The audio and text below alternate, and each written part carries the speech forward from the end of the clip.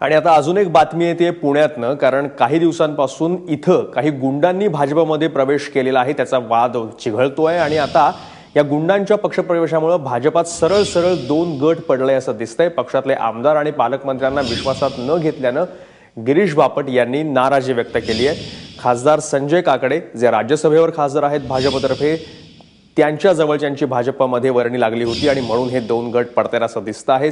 रश्मी पुराणिक आपल्या सोबत आहेत। रश्मी, भाजपमध्ये उभे उभे दोन गट पडलेले दिसत आहेत गुंडांवरनं।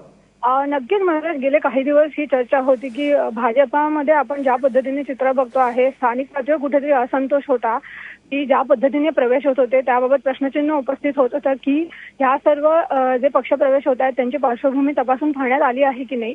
त्याच ह्या चर्चेवर जेव्हा गिरीश बापट यांना विचारलं तेव्हा त्यांनी कुठेतरी असं पत्र आलं असं काही सांगितलं नाही, परंतु हे मात्र त्यांनी स्पष्ट केलं की जेव्हा जेव्हा पक्षप्रवेश होतात तेव्हाच पक्षामध्ये हे सूत्र आहे की सर्व जे आमदार किंवा पालकमंत्री आहेत त्यांच्याशी एकत्र बसून ही चर्चा केली जावी, हे सूत्र आहे आणि ते पाळलं गेलं पाहिजे।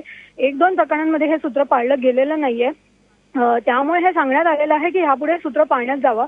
त्यामुळे कुठे ना कुठे अप्रत्यक्षरित्या ते देखील मान्य करत आहेत की पक्षामध्ये जे प्रवेश झाले आहेत त्यावेळेला पालकमंत्री असतील किंवा स्थानिक आमदार असतील यांचं मत लक्षात घेण्यात आलेलं नाहीये।